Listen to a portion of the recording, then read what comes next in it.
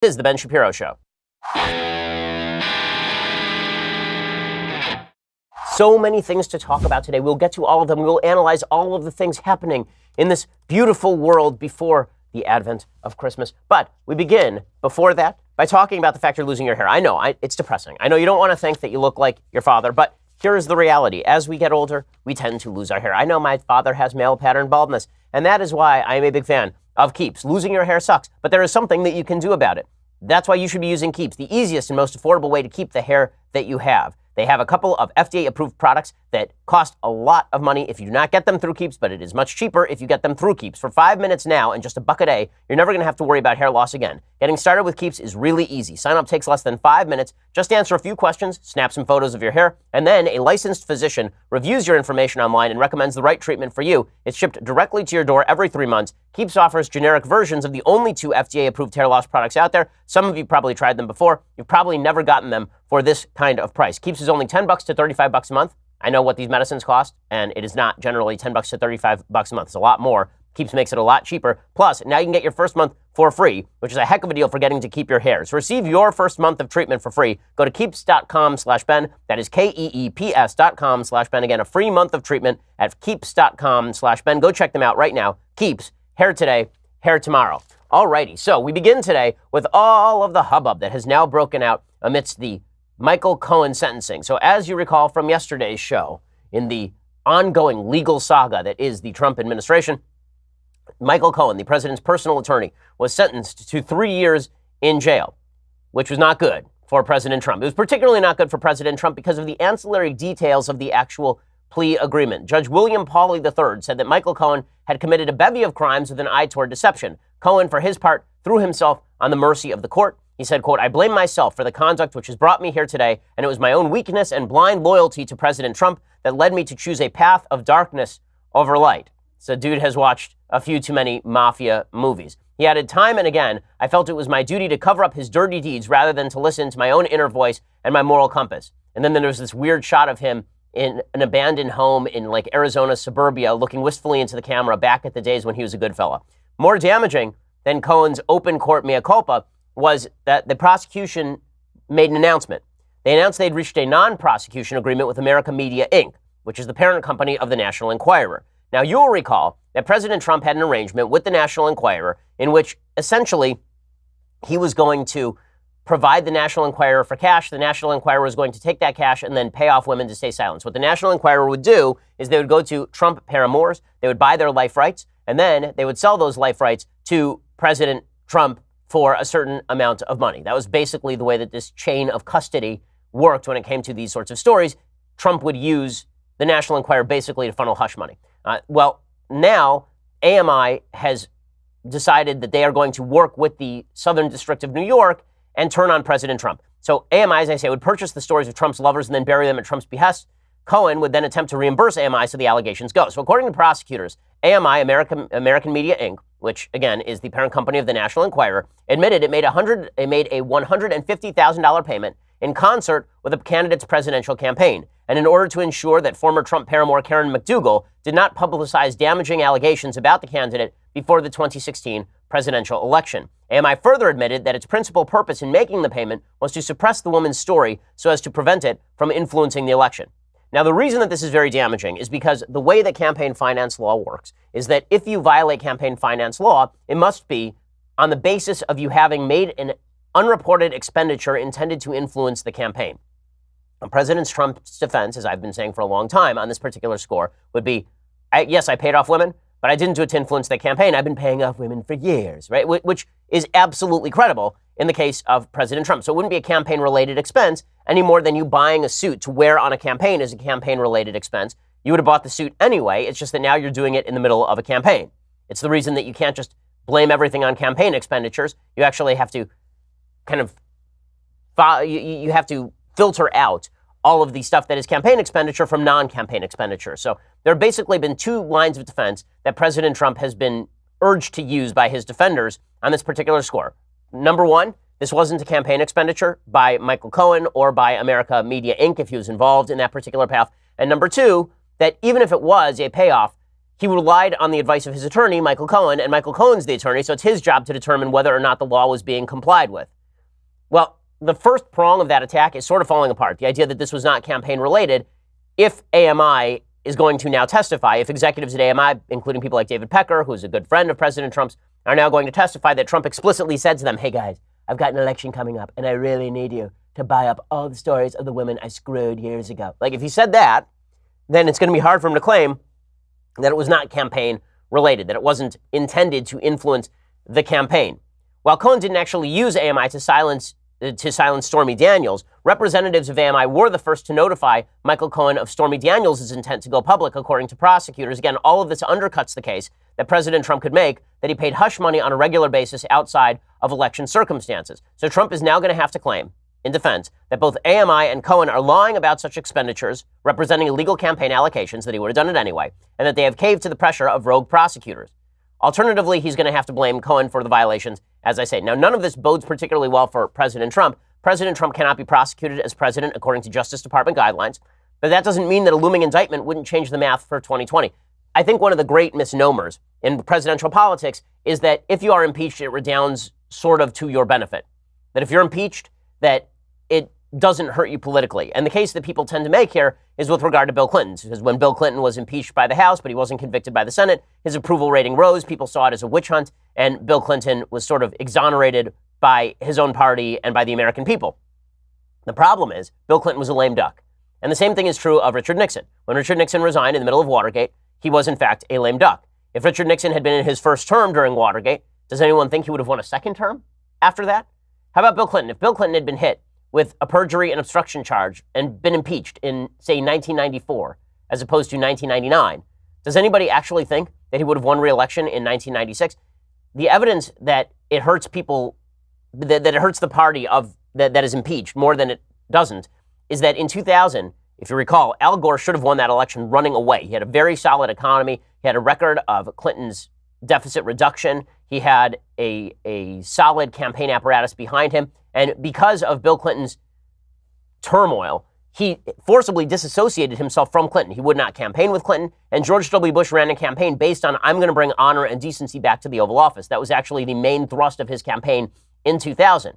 And it cost Al Gore the White House. So the idea that it doesn't have negative ramifications for you as a candidate or your party as a candidate if you are impeached, I am not sure that that is the case. Certainly it's riskier than not impeaching Trump, but I'm not sure that if the Democrats were to impeach Trump in the House on the basis of, for example, obstruction of justice or perjury, that it would necessarily redound to President Trump's benefit. And again, those would be the actual crimes that we're talking about with regard to President Trump. So there are three crimes that are on the table with regard to President Trump to do the quick legal analysis here. Crime number one would be active promotion of a campaign finance violation. That would be he went to Michael Cohen. He said, listen, dude, I know this violates campaign law, but take this money and go pay off the ladies and don't report it. Do it. And Cohen was like, well, sir, that could violate campaign finance. And Trump, I don't care. Do it anyway. Like that would be campaign finance violation. That's case number one. Case number two is that Trump didn't necessarily say that, but when Michael Cohen went back to Trump and he said, listen, the FBI is looking into me and they want me to testify that you had nothing to do, that you had everything to do with the payment and that you knew all about the payments and that you were deeply involved in the payments and that they were campaign related. And then Trump said, I want you to go and I want you to lie. I want you to just tell the FBI nothing. I want you to lie. If Trump did that, that would be obstruction of justice. That's what Bill Clinton did in 1998 with regard to the Paula Jones case. Right? The reason that Bill Clinton ended up being impeached was for obstruction of justice and perjury. The perjury charges came when he was asked specifically about his relationship with Monica Lewinsky, and he said that he did not have a sexual relationship with Monica Lewinsky. He used the present tense, and that's where you got that famous quote, it depends on the meaning of what is, meaning that present tense, he didn't have a sexual relationship with Monica Lewinsky, but he had in the past. He was charged with perjury and impeached in the House on that basis. And then obstruction of justice was he had informed people around him that he wanted them to lie, particularly his secretary. He wanted her to lie about his relationship with Monica Lewinsky. That was considered obstruction of justice. So remember, the perjury and obstruction of justice charges with regard to Bill Clinton had nothing to do with an underlying crime. It wasn't an actual crime for Bill Clinton to sleep with Monica Lewinsky. It was a crime for him to lie to the congressional investigators about it, and it was a crime for him to tell other people to lie to congressional investigators or the FBI about it. You could have a very similar circumstance here, where Michael Cohen didn't actually even commit a campaign finance violation, And Trump didn't commit a campaign finance violation, but Trump told Michael Cohen to lie to people in positions of legal authority about this. And then you get obstruction of justice and perhaps perjury, depending on what Trump actually said in his deposition by the FBI. Remember, he has turned in written answers to Robert Mueller. Presumably, the perjury charge from there would arise in the context of Trump saying, for example, that he didn't know about the Trump Tower meeting. And then you have a bunch of people who say, no, he absolutely knew about the Trump Tower meeting. And so you have a case of perjury. So again, Trump Tower meeting, not illegal. The affairs with Stormy Daniels and Karen McDougal and the payoffs to them, not illegal. But crimes can arise from non-illegal activity if you end up telling people to fib to legal authorities like the FBI or the DOJ. And that is where the peril lies for President Trump. Now, a competent lawyer will say at this point that President Trump should shut his face, right? I mean, this is, as I've said many times on the program, the first thing to know about when the FBI comes calling is get a lawyer and shut up. And this is true for anyone. Okay, this is true for anyone. Now, there are people who are saying that, you know, you want to urge people to talk to the FBI and the DOJ. That's true. As a general matter, I would like for people to talk with the FBI and the DOJ and the police and law enforcement authorities so that we can track down crime and solve those crimes. I'm saying that if I were the defense counsel for somebody, if it were my job to defend you, any lawyer worth his salt will tell you, first rule of order, get a lawyer in the room, and then don't answer questions unless your lawyer says that it's okay to answer the questions. Certainly don't go on Twitter and start tweeting about your legal strategy. And yet, as we shall see, being President Trump's lawyer is a barrel of laughs. So here, we'll talk about what President Trump had to tweet about. He started tweeting out his legal strategy this morning, which is always, honestly, if you're his lawyer, you just want to stick your head in an oven. I mean, it's just, there are three really bad jobs in Washington. There are many bad jobs in Washington, D.C. Among these bad jobs, being the president's personal attorney, being the press secretary for the White House, and being the chief of staff, which is why they're now going to, I think maybe they should just conflate all of these into one. The president's personal attorney should become the press secretary and the chief of staff. We can kill three birds with one stone, or as PETA would have it, we can feed three birds with one scone. We'll get to all of that in just a second. But first, let's talk about your ancestry. Are you more Native American than Elizabeth Warren? This is the real question of the day. So Elizabeth Warren may have blown up her presidential campaign because she decided to release a genetic ancestry test showing that she may have been 1024th Native American. I decided that I would take a genetic test from 23andMe because I wanted to find out more about my ancestry. As it turns out, truth in advertising, I was 100% Ashkenazi Jewish. I mean, that is some pure blood right there. You know, people worry about whether they are of mixed heritage. I mean, this is like Lithuanian Jews marrying each other for 1,000 years. And this results in this. Check that out right there. Well, 23andMe confirmed all of that, and they gave me information about my muscle composition. Turns out I am just deeply athletic. My sleep movement, do I move a lot when I sleep? The answer, of course, is yes. It gives you information about whether you have a taste aversion to cilantro, an ability to match musical pitch, misophonia, which is everyday noises like sounds of chewing can cause a reaction of rage or panic. Do you have a predilection to that? They can actually test this. Mosquito bite frequency, like my wife is constantly getting bit by mosquitoes. It turns out there's a genetic component to that. 23andMe can give you all this cool information. The Health and Ancestry Service includes 90 plus personalized genetic reports that offer DNA insights on what makes you unique. Now through December 25th, you get 30% off any 23andMe kit. It really is a lot of fun. It's enjoyable to go through these results, and you know more about yourself than you did before. Order your DNA kit at 23andme.com/Shapiro. That's the number 23andme.com/Shapiro. Again, that's 23andme.com/Shapiro. Other folks in the office have taken the genetic ancestry test. It turns out that I am related to our makeup artist, Jess. She is 0.4% Jewish. So congratulations to Jess on her upgrade to the nation. But it's really it's really fun stuff. And again, find out whether you're more Native American than Elizabeth Warren, which is really the only thing anybody cares about at this point, because everyone, except for me, is more Native American than Elizabeth Warren. Go check it out right now. 23andme.com/Shapiro. Get 30% off any 23andMe kit when you use that promo code Shapiro. 23andme.com/Shapiro. Okay, so President Trump, the first rule of lawyering is shut your head.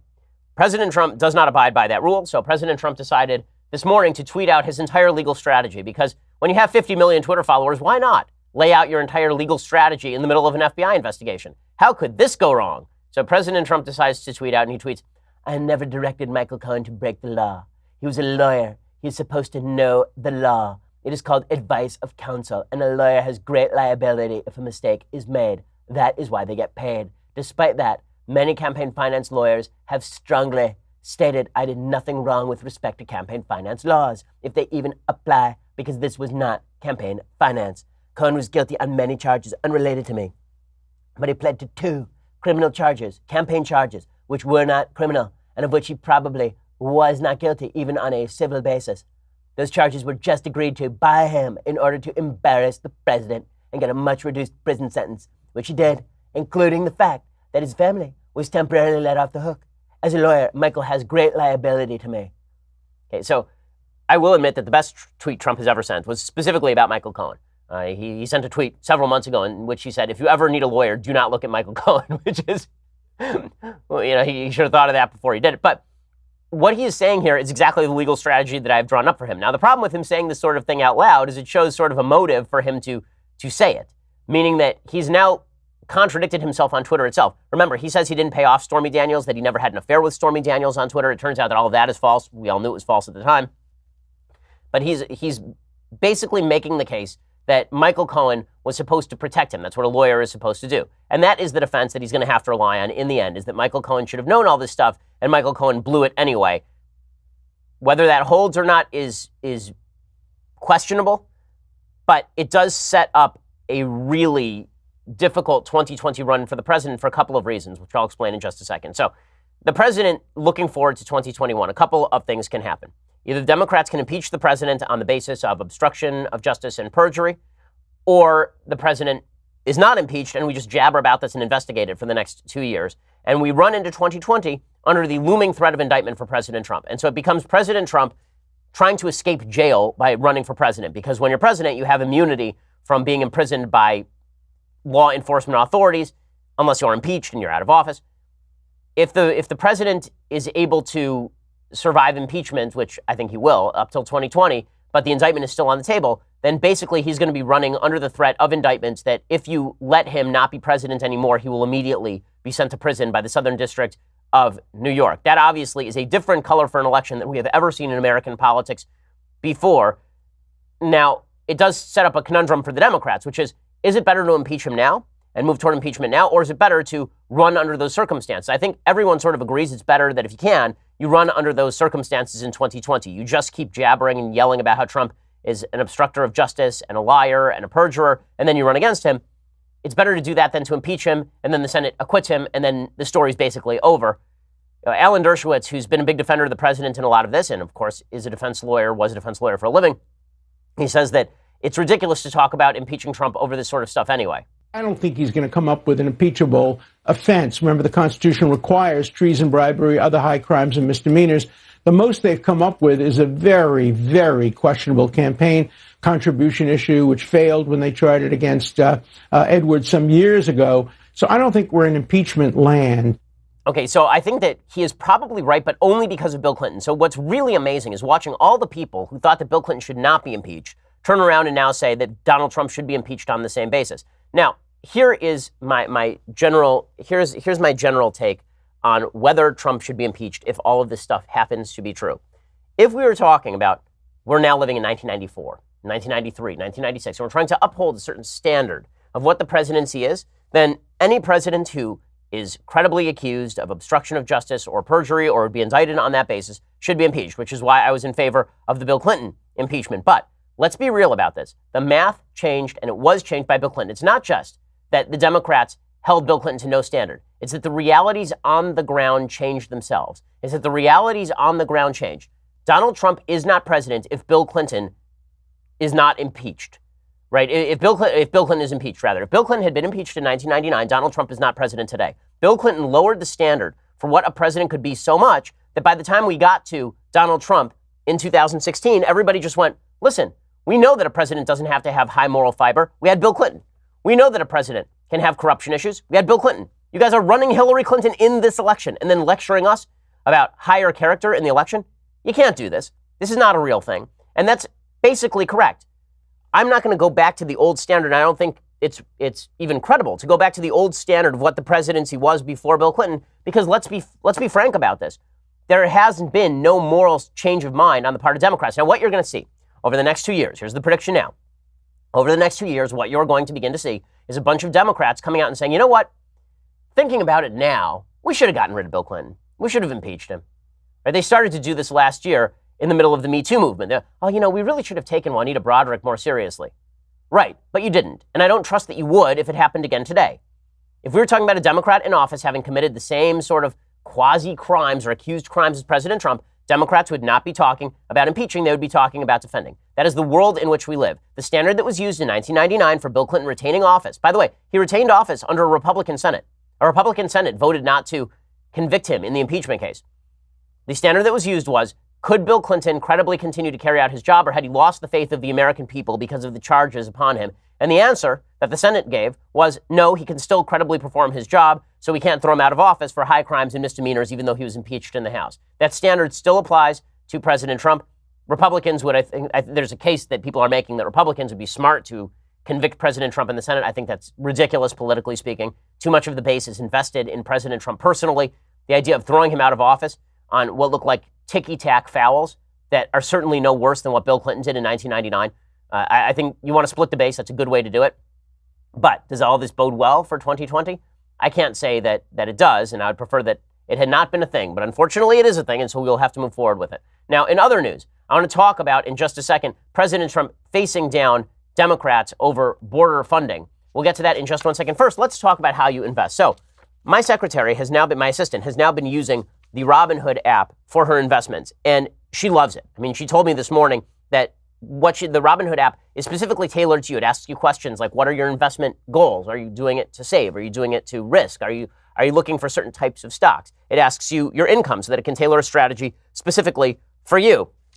And that's what Robinhood does. Robinhood is an investing app that lets you buy and sell stocks, ETFs, options, and cryptos, all commission-free. They strive to make financial services work for everyone, not just wealthy folks. It's a non-intimidating way for stock market newcomers to invest for the first time with true confidence. It's simple and intuitive. It's got a clear design with data presented in an easy-to-digest way.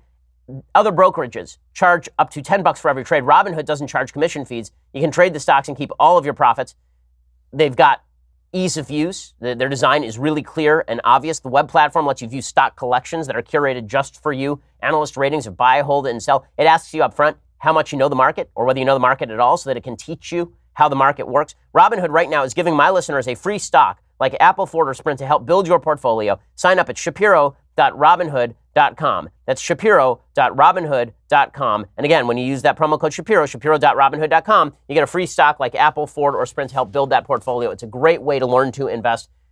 Folks around the office have been using it. They say that it's really fantastic. Go check it out right now. It's Shapiro.robinhood.com. Okay, meanwhile, the President of the United States has been caught up in this talk of a government shutdown with the Democrats. And the Democrats are saying, we are not going to fund this border wall no matter what. This is a winning campaign issue for the president. If Democrats refuse to give the president his funding for a border wall, and the president says, listen, I'm not signing anything without that funding in it because they will not provide you the necessary security, the necessary prevention against dangerous people getting into the country, that's a winning issue for the president. And the Democrats are proving themselves intransigent. It's amazing to me that the Democrats don't just give him the funding. I understand that they want the political win of being able to say that they prevented Trump from getting the funding, but it doesn't seem worth it to me. So what? Wouldn't they look stronger on security if they just said, you know what, the president is right, we need to be stronger on border security, so we're giving him the funding for border security, and we're doing so in order to make the country safer. Is that a huge win for Trump that's going to win him vast swaths of voters across the country?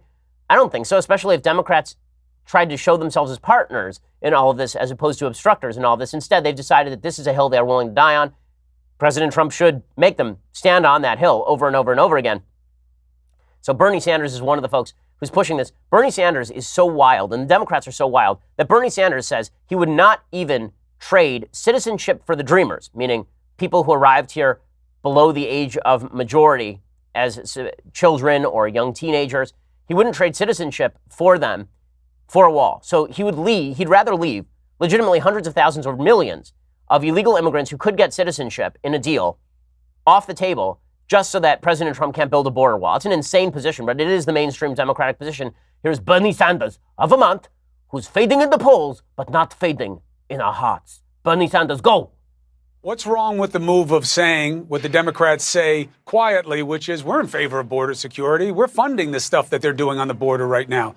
Give them the wall and get back what you want for the Dreamers. My understanding is he does not have the votes in the House. And I think there are a lot of folks here in the Senate, Republicans, who are also not supportive of building the wall. All right. So wall for Dreamers, not on the table for Bernie Sanders. And then Chuck Schumer comes out and he says, President Trump is going to hold the government hostage for a campaign pledge? Well, first of all, that is what every president has done. Barack Obama did it also. When the Republican Congress refused to pass a budget that included funding for Obamacare, Obama shut down the government, right? Obama said, okay, well, I won't sign it. I'm not going to sign it then. Well, Chuck Schumer says, how dare President Trump do the same thing President Obama did on his priorities? That's crazy talk. President Trump made clear he'll hold parts of the government hostage for a petty campaign pledge to fire up his base. That's all it is. Okay, that is absurd, and it is not true.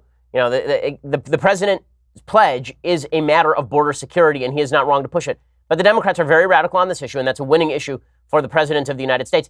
How radical are Democrats on this issue? Here's an editorial from the Boston Globe about this. Okay, they're very, very upset because the president, over the last week, has expanded his plan to dramatically expand the so-called public charge rule.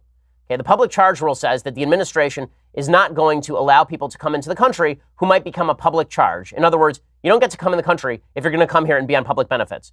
So according to the Boston Globe, the rule is meant to prevent people who might become a public charge from entering or establishing legal residency in the United States. Historically, the test was narrow, designed to identify those who would rely on the government as their main source of support. The test considered only cash-based aid, which only 3% of non-citizens use. Trump wants to expand factors considered to include food stamps and housing assistance programs like Section 8 and Medicaid, among others. Additionally, establishes new factors that would count against non-citizens, earning an income of less than 125% of the federal poverty level, lacking English proficiency, having a poor credit score, or being older than 61 or younger than 18. These new rules would apply to foreign-born individuals seeking a green card and to some abroad requesting visas.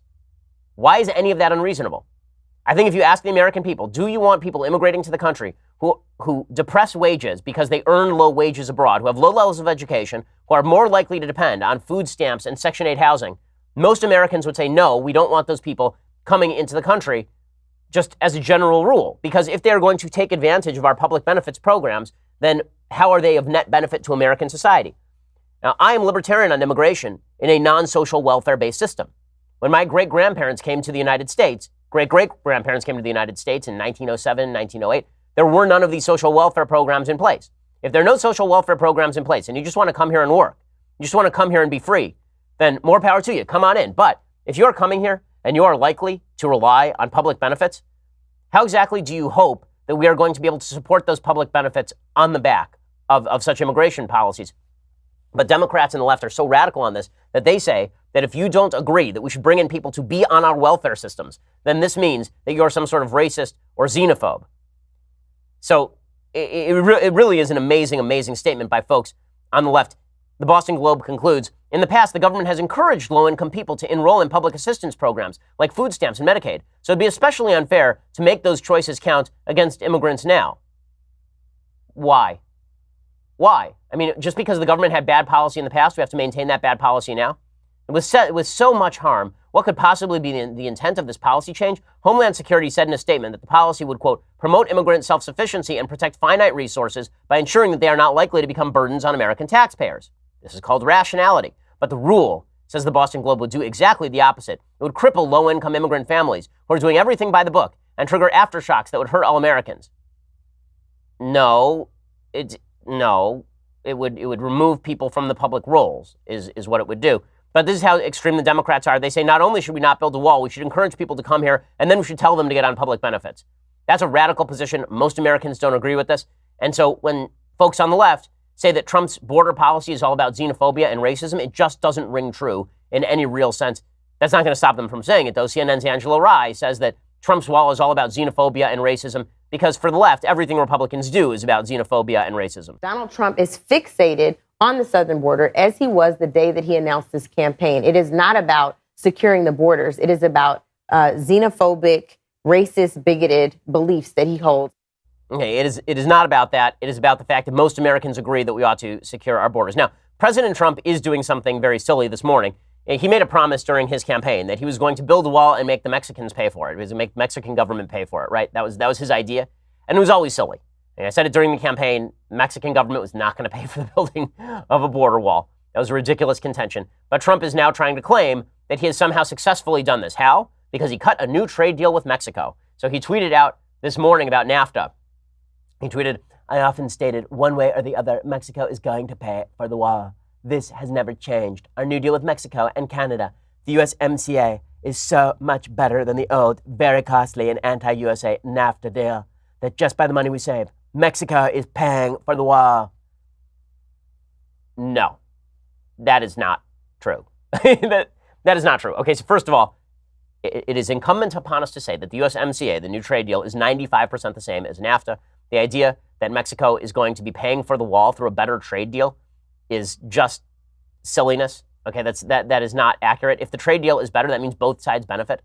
So I don't understand how that pays for the border wall. If this is Trump's idea of fulfilling a promise, that's silly. But again, it was a silly promise to begin with, and no one was going to hold him to it anyway. The only question is whether he actually builds the wall and pleases all of his fans who wanted him to build the wall. It seems like, unfortunately, President Trump is making noises in which he's going to claim that he's already built the wall, even though he has not. The Department of Homeland Security put out a memo today saying that the wall has never been built higher than it is now. In other words, we didn't build new wall, but we extended upward the wall that we already had, the fencing that we already had.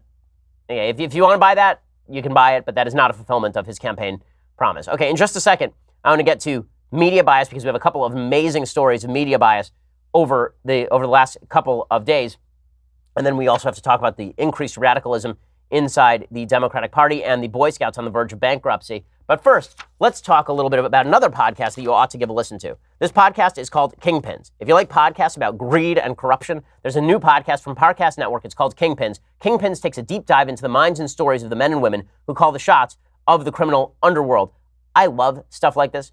There's a great show on Netflix called Narcos about Pablo Escobar and the drug cartels. Well, there are episodes coming up on Kingpins all about Pablo Escobar and Thelma Wright and Al Capone, about people who control the landscape around them and use force and cruelty to control it, use extortion and violence and even murder to protect their empires.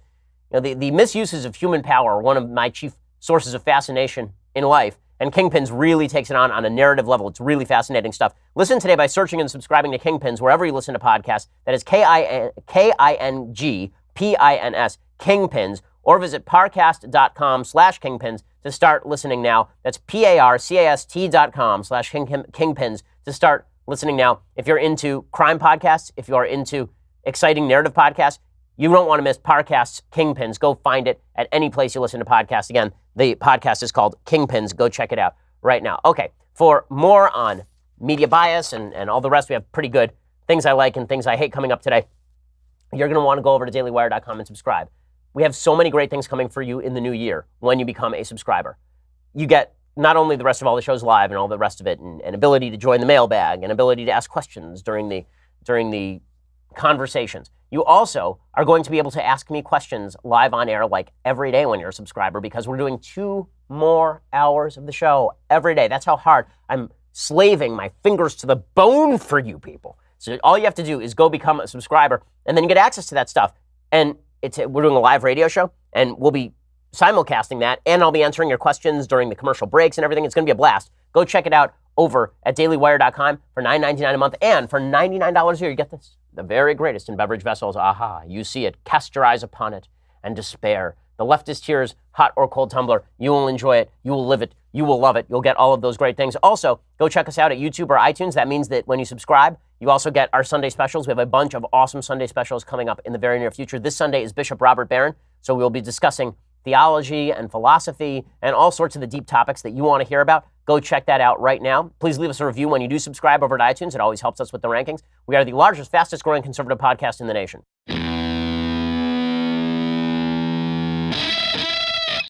Okay, so the media obviously are wildly biased against Republicans, and you can see it in terms not only of the immigration debate, where you have everybody ripping on President Trump's eminently practical policies with regard to illegal immigration, but in virtually every aspect of the media. It is amazing how much the left will go out of its way in the media to cover for its own, to cover for members of the media who are on the left, and to cover for politicians on the left. And this is how you end up with stories like this one from the LA Times. So it turns out that the CEO of the LA Times was talking openly about a Jewish cabal that ran Los Angeles.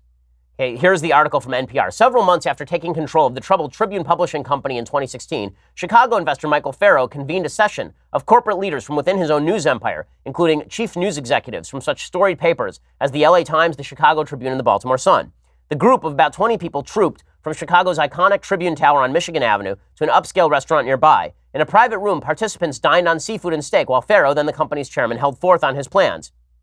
His own net worth was newly in the nine figures. Associates and peers say Farrow held ambitions that were wide-ranging, even audacious, given the newspaper industry's stiff headwinds. At the dinner, as at other moments, Farrow railed against those he felt were impeding him, including perceived rivals and competitors. Among them, Eli Broad, who's a Southern California billionaire and civic leader. Farrow called him part of a Jewish cabal that ran Los Angeles. A spokesman for Farrow denied the incident occurred and called the claim reckless allegations. Nothing really spells out how much you should trust the media than that a bunch of members of the media were in a room with a high-powered guy who owns a bunch of newspapers and failed to report for several years that the man was talking about a Jewish cabal running Los Angeles. It's amazing how the left is willing to accept anti-Semitism when it comes from its own ranks. Tribune Publishing made the first in a series of secret payments to total more than $2.5 million to avert a threatened lawsuit by a fired newspaper executive, according to three people with knowledge of the deal. That had the effect of keeping Farrow's anti-Semitic slur out of the public spotlight. So in other words, intrepid journalists sitting at this dinner, hearing the CEO of the LA Times rail against the Jewish cabal in Los Angeles. They had several choices. Choice number one, tell him to pipe down, maybe get fired, and then go public. Choice number two, assign an investigative reporter. Go and cover this stuff. Be a fireman the way you say you're a fireman. Choice number three, try to sue the guy for $2.5 million and then keep the thing silent. And our intrepid fireman chose number three. Solid stuff, intrepid fireman. Also, not a shock from the folks at the LA Times who have legitimately for years on end hidden a tape. Now it's been hidden for a full decade. A tape of then Senator Barack Obama attending a party at which Rashid Khalidi, an actual terrorist spokesperson, spoke up in his favor, and then Obama spoke about him. That tape should have come out during 2008. The LA Times hid it, and they refused the offer of payment of, I think it was $100,000 from Andrew Breitbart to release the tape. How long do you think it would have taken for that tape to release if it had been a Republican making such comments? Media bias is pretty extraordinary, and media bias is so extraordinary that you can get away with pretty much anything so long as you are still in the leftist wheelhouse. Case in point, Mika Brzezinski. So yesterday on MSNBC, Mika Brzezinski was talking about Mike Pompeo, who is the Secretary of State, and she's very angry that Secretary Pompeo is what she believes is being weak with dictators around the world. And she proceeded to use a phrase that if any Republican used it, that Republican would immediately lose his job. She still maintains her job because that's how this works. Joy Reid can say whatever homophobic thing she wants and maintain on MSNBC. And Mika Brzezinski can say whatever homophobic thing she wants and maintain her job on MSNBC. Here's what she said yesterday.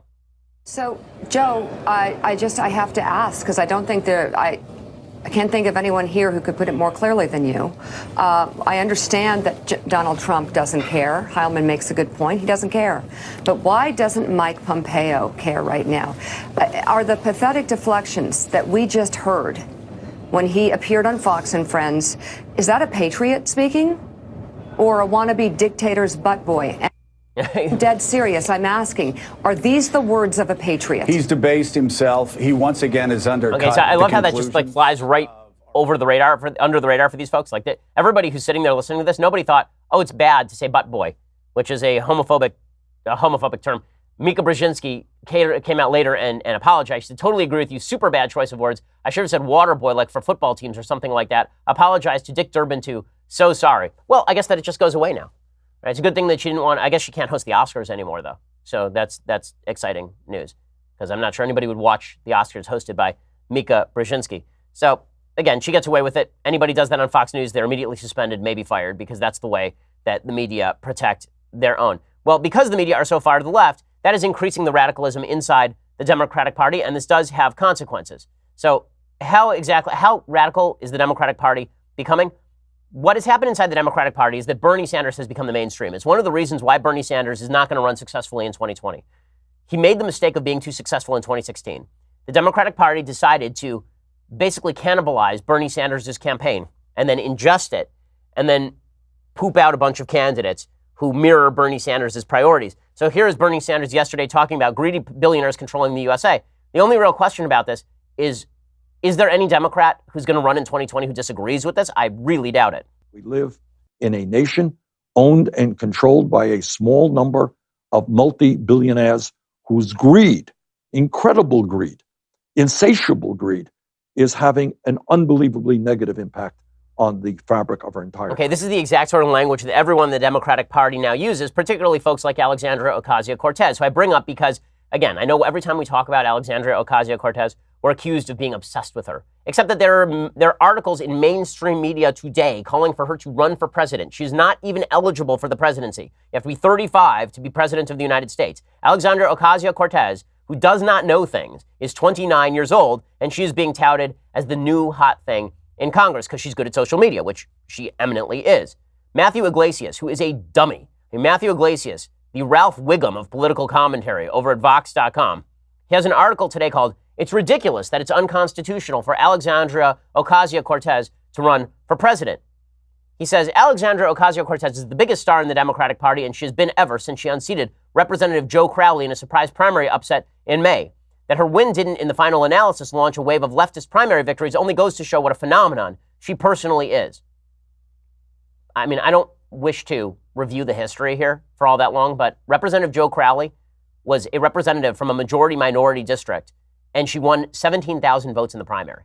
Okay, so like 5 people showed up, and of those 5 people, three voted for Alexandria Ocasio-Cortez. This makes her the rising star. In any case, Matthew Iglesias says it is very bad that we prevent people who are not 35 from running for president. He makes the case that she should run for president, and then she should dare the Supreme Court to make her ineligible. He says one good sign that AOC should run for president is that she has a nickname, AOC. So does Dwayne "The Rock" Johnson. So does Cher. So, like, what? You have a nickname, and now you should run for president? El Chapo has a nickname. Should he run for president? I mean, maybe we should change the Constitution so you don't need American citizens to run for president, and they can be in jail. Maybe Matthew Iglesias, man, that guy was dropped on his head as a baby many times.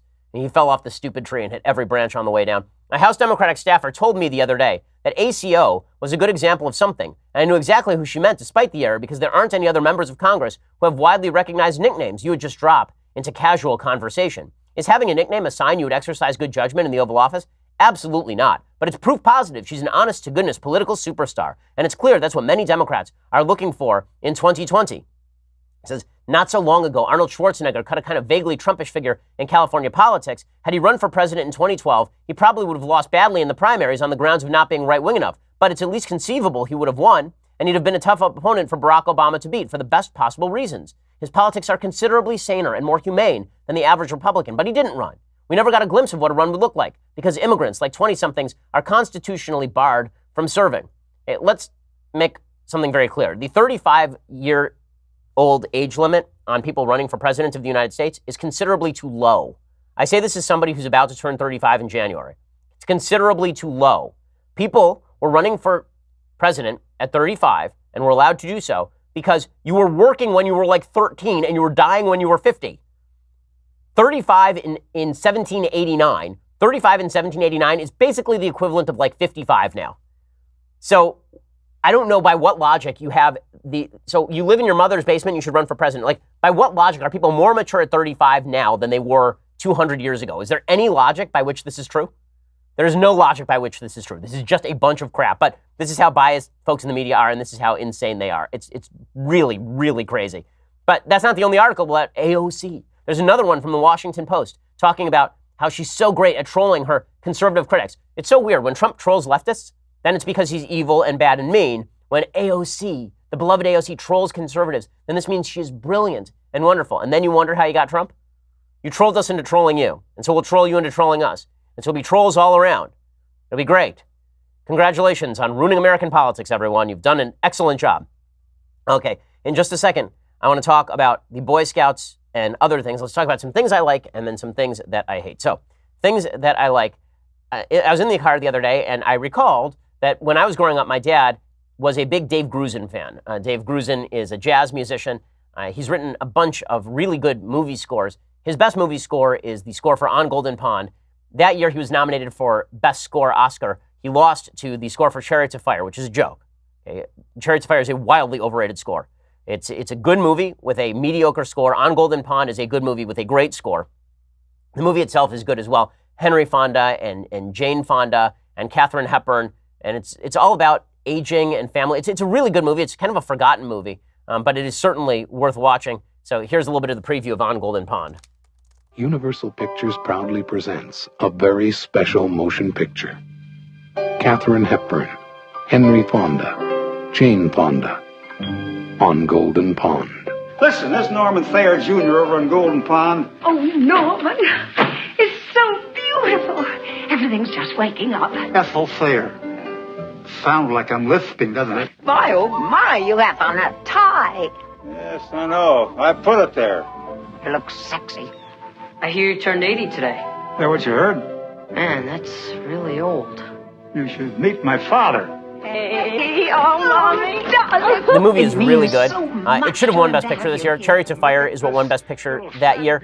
It was a pretty weak year for movies, is the truth. This is in 1981. The movies that were nominated for Best Picture that year were Chariots of Fire, Atlantic City, On Golden Pond, Raiders of the Lost Ark, which is the most memorable of all of these movies, and Reds, which is the most overrated of all of these movies. But On Golden Pond is really worth watching. It's a very sweet movie. It's got a lot of great acting, so much great acting that it won Best Actor for Henry Fonda and Best Actress in a Leading Role for Katharine Hepburn, and was nominated for Best Actress for Jane Fonda, who's really good in the movie. She's not a good person, but a very good actress. So go check out On Golden Pond if you have the time. Okay, other things that I like. So Nikki Haley gave a great interview yesterday. And in this interview, she talked, it was with NBC News, she talked as sort of her exit interview as she left being UN ambassador. She talked about President Trump's predictable unpredictability when it came to foreign policy and how she was able to utilize that for good purpose. If I needed to pick up the phone and say, this is what I'm going to do, are you good with this? Or this, we kind of partnered in that. And so he would ratchet up the rhetoric, and then I'd go back to the ambassadors and say, he's pretty upset. I can't promise you what he's going to do or not, but I can tell you if we do these sanctions, it will keep him from going too far. So you were playing good cop, bad cop? I was trying to get the job done. And I got the job done by being truthful, but also by letting him be unpredictable and not showing our cards. Okay, the fact is that when it comes to foreign policy, President Trump's unpredictability can, in fact, be an asset. And as Haley says, it has been an asset in many cases. She has a bright political future ahead of her. And as I say, it is sad to me that she's leaving her post as UN ambassador, but there's a future for Nikki Haley in politics, for sure. Okay, final thing that I like. There's a great organization that is run by Gary Sinise, who's a wonderful human being. And this organization is entirely dedicated to the families of soldiers and remembering the past. Gary Sinise basically took 100 kids who are children of people who are KIA, who are killed in action, and took them to the war memorials in Washington, D.C. And this is really great. A bunch of people on the ground at the airport where they were received stood there and cheered these kids as they got off the plane and then sang them the national anthem. It was really quite moving.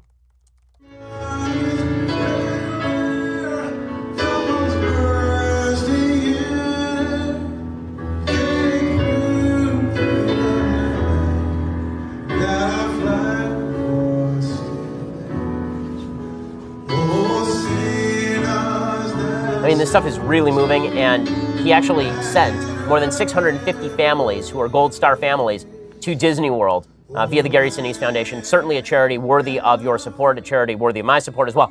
Worth checking out. This was at the Nashville International Airport where there was a rendition of the Star Spangled Banner where the families were waiting to board the plane as service members stood at attention. It's just beautiful stuff, and Sinise is known for being extraordinarily pro-military, and his service in that respect is really extraordinary. Okay, time for a couple of things that I hate. So the Boy Scouts are now on the verge of bankruptcy. Shocker. It turns out that when you abandon the chief values for which you once stood, people do not want to sign up for your organization. According to the Wall Street Journal, the Boy Scouts of America is considering filing for bankruptcy protection as it faces dwindling membership and escalating legal costs related to lawsuits over how it handled allegations of sexual abuse. It's not really that's bankrupting the Boy Scouts of America. It's that their membership is wildly down ever since they decided that they would admit girls and that they would allow gay scoutmasters and that they would no longer focus on the Judeo-Christian heritage of the organization.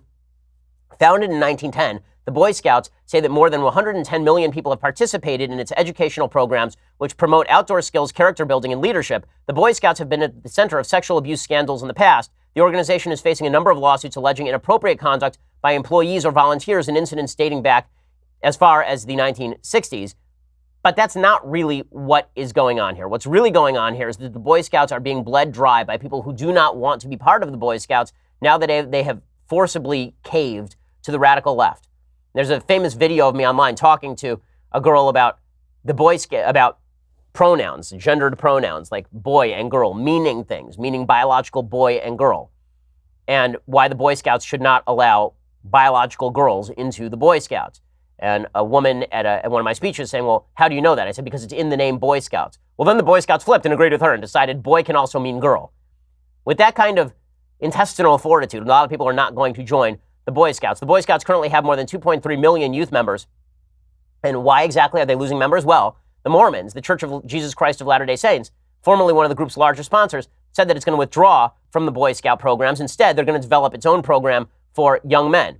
The Boy Scouts group drew scrutiny over its slow pace to become more inclusive. But it wasn't that created problems in the Boy Scouts. It was that they caved to social justice warriors who insisted that they change their mainline mission under pressure from legislators in California who said they would withdraw 501c3 status from the group and sponsorship from the group if the group did not cave to the social justice warrior demands.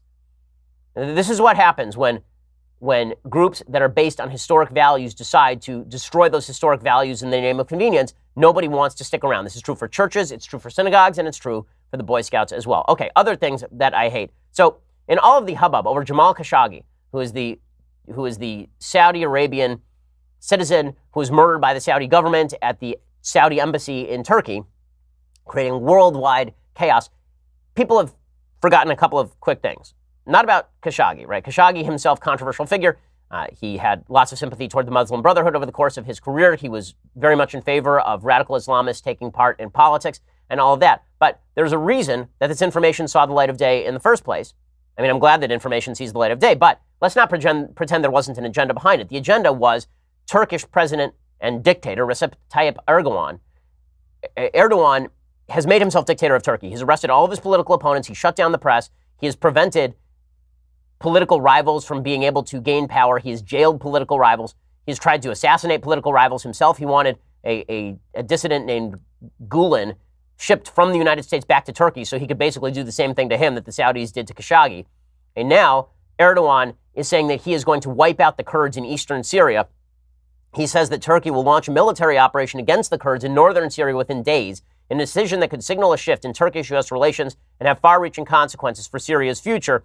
This is according to The Guardian. Long frustrated by U.S. support for Kurdish militias that Turkey views as terrorists, Erdogan has threatened to push deeper into northeastern Syria since sending Turkish forces into the Kurdish enclave of Afrin in February. The president said in a televised speech in Ankara on Wednesday the operation was imminent. He said, "We will begin our operation to free the east of the Euphrates River from the separatist organization within a few days," he told the MPs. "Our target is not American soldiers. It is the terror organizations that are active in the region."